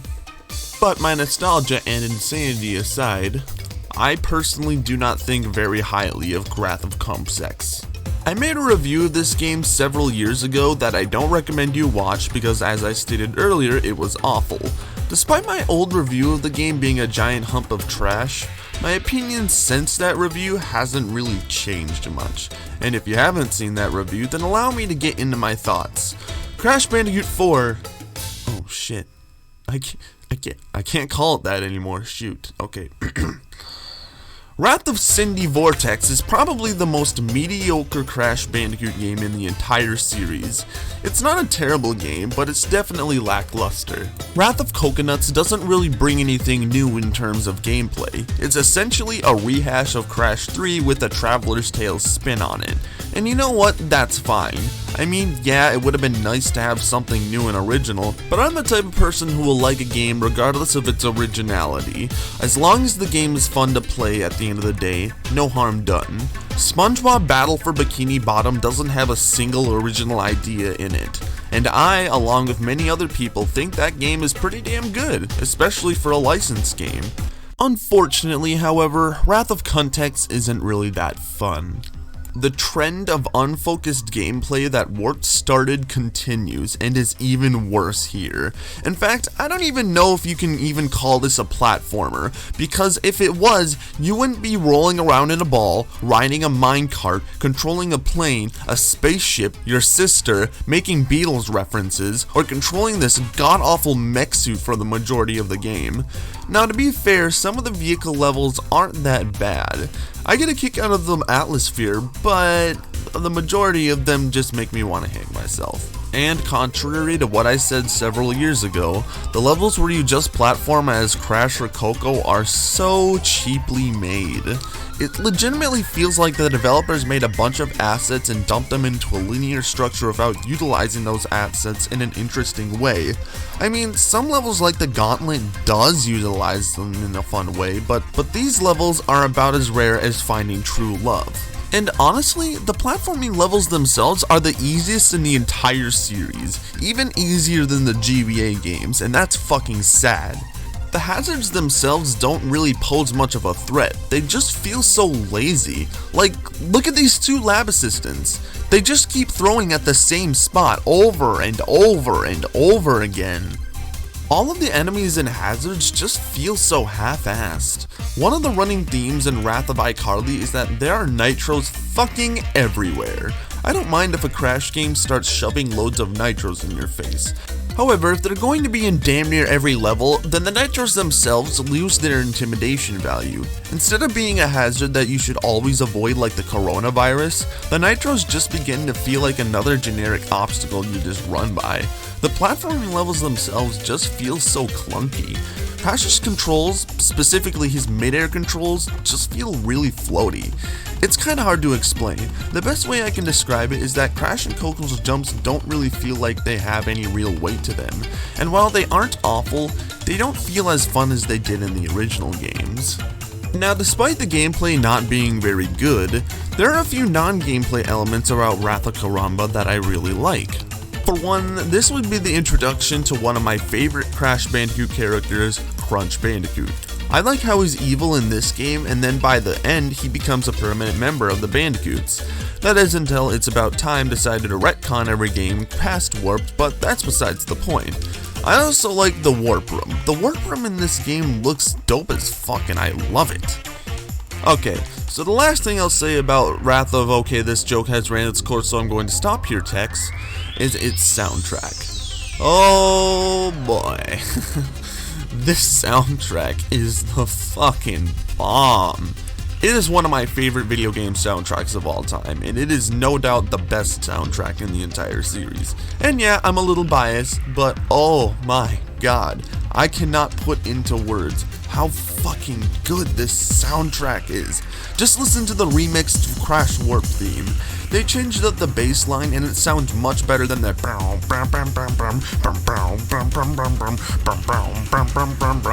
bass that Crash Warped was going for. And not only that, every level has their own theme. Well, except if you're playing the Xbox or GameCube version where Medieval Madness shares the same theme as the Gauntlets for some bizarre fucking reason. The music this time around is definitely more based around synths rather than percussion, and while it doesn't sound like Crash music, that sure as hell doesn't mean it's bad in any sense of the word. But aside from that, that's all I'm gonna say about Wrath of Cortex. I could go on about how the graphics are bad or how the monkey bar climbing is ungodly slow, but that'd be way too easy. All you need to know is that I don't really like Wrath of Cortex very much. I used to come back to it more often, but I kept asking myself, do I like it because it's fun, or do I like it because it's nostalgic? And after recently replaying the game again, I realized that I mainly come back to this game because of the nostalgia. Like I said, this was the very first Crash Bandicoot game I ever played, and I won't lie, if it weren't for this and the next game I'm going to talk about, I wouldn't be a die-hard Crash Bandicoot gamer. But if I let go of the past and look at the game for what it is, it's incredibly mediocre. Thankfully though, the next game is an improvement.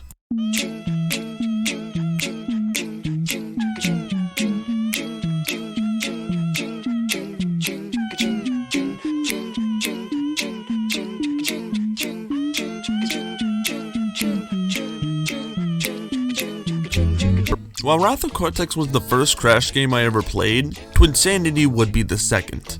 I kinda have a weird relationship with Twinsanity. For the longest time I considered it my favorite Crash game, but now coming back to it... Okay, something I should just state right off the bat in case you don't know. Crash Twinsanity is infamously known for having a wide variety of glitches and cut content due to rushed development.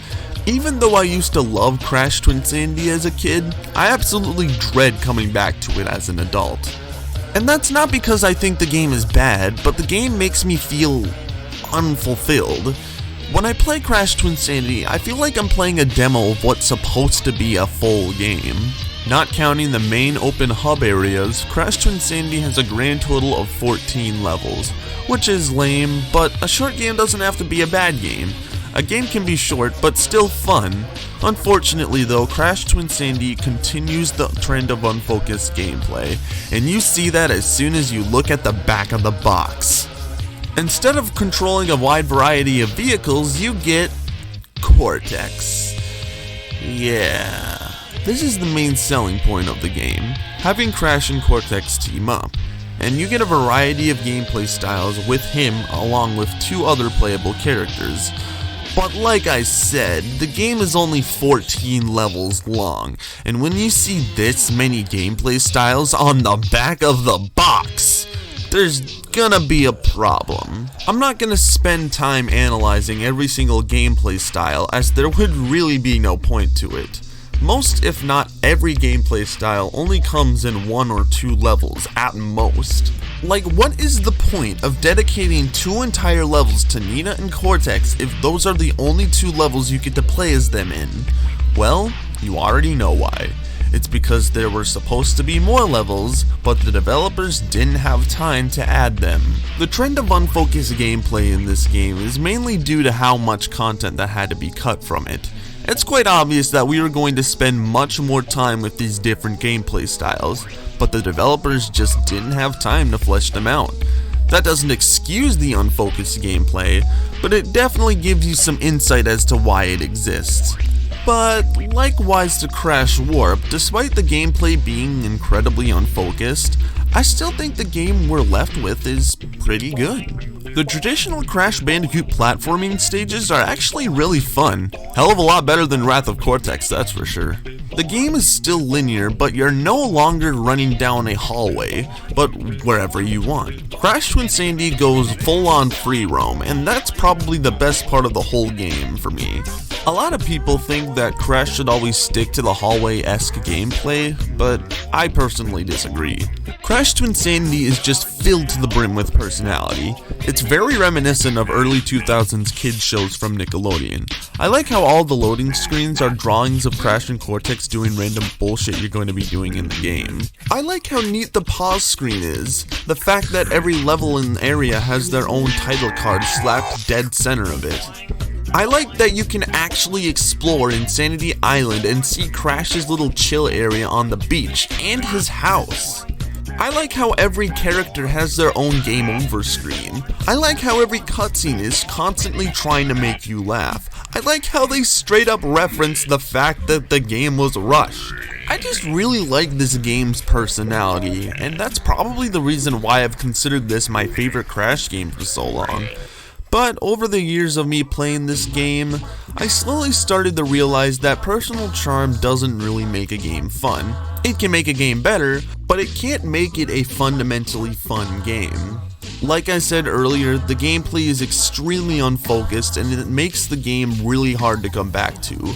I don't want to come back to this game only to play the same 2 Dokamak stages, the same 1 Cortex stage, or go through the trouble of watching the unskippable cutscenes. It's not because the levels themselves suck, it's because they're not fleshed out. Like I said, some of the gameplay styles only come for 1 or 2 levels. The gameplay style that gets the most attention outside of Crash himself are the ones where you control Crash and Cortex at the same time, and a lot of people consider this the best gameplay style in the game. I personally disagree. Cortex doesn't do anything. He just stands there waiting for you to spin him, being open to enemy attacks and hazards. For someone who claims to be the greatest evil scientist in the world, you sure as hell are oblivious to your surroundings. It's only when Crash throws Cortex is when he's like, oh, I actually have a life, let me go live it. He just feels like a tool, which I get is the joke, but I wish they could have implemented the team-up mechanic in a way that actually feels like Crash and Cortex are working together, rather than just, throw me over there and I'll flip the switch for you.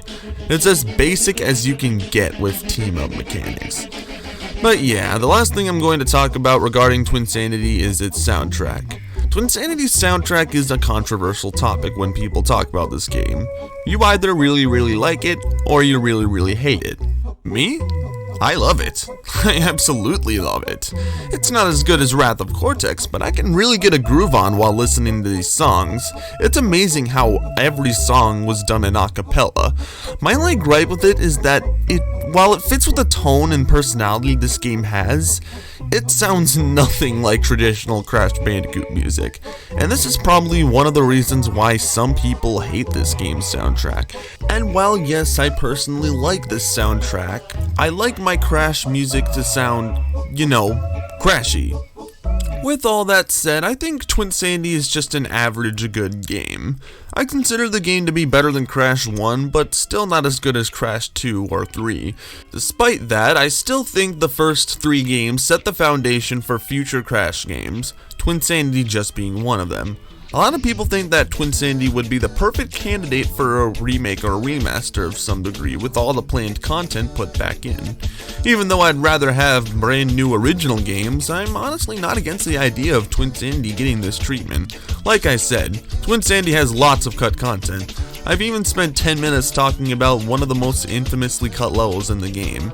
And as I said at the start of this Twinsanity segment, Twinsanity, to me, feels like a demo of what's supposed to be a more complete game.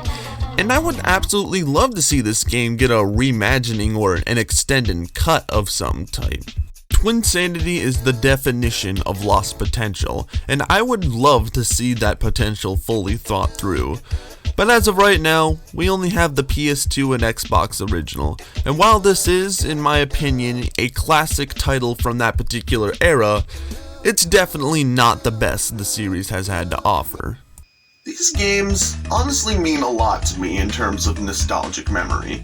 I remember spending hours and hours upon both of them, but I can definitely say that I played much better games down the line, and though the revisit for these games was fun, I can't exactly say I had more fun with them than I did with the original games. That's just my opinion. If any of you disagree, you're free to disagree, and I will respect your opinion no matter what. But we're not exactly done with Crash yet. I've already talked about tag team racing. I'm gonna talk about the spin-off games in a separate video, but oh yeah. The infamous Mutant games. This is gonna be a doozy. Now, this video is gonna probably take a bit longer to get out because I have not played these games since 2015, I think? It's been a pretty long time. And last I remember, I actually liked these games, so hopefully my opinion stays the same. Hopefully. But until next time, I'm the Loaten 17. Thanks for watching. Oh.